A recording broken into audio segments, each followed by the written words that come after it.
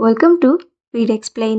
আজ এক্সপ্লেন করব 2015 সালে মুক্তি পাওয়া মজার একটি মুভি যার নাম স্টিক ম্যান। চলো শুরু করা যাক।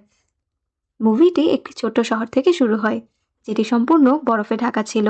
এখানে আমরা কাছাকাছি একটি গাছ দেখতে পাই, যেখানে স্টিক ম্যান তার পরিবারের সাথে থাকতো।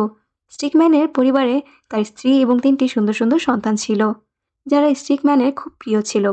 এখন রাত হয়ে গেছে এবং জানতে পারি পরের দিন হলো বড়দিন। যখন স্টিকম্যানের বাচ্চা সকালে ঘুম থেকে ওঠে, তখন তারা খুব এক্সাইটেড হয়ে যায়, কারণ সান্টাক্লজ তাদের জন্য কী নিয়ে এসেছে তা দেখতে। বাইরে ক্রিসমাস ট্রির নিচে 3টি ছোট উপহার পড়েছিল। যখন তারা সেগুলো খুলে, তখন আমরা সুন্দর সুন্দর উপহারগুলি দেখতে পাই, যা স্টিকম্যান নিজেই সেখানে রেখেছিল।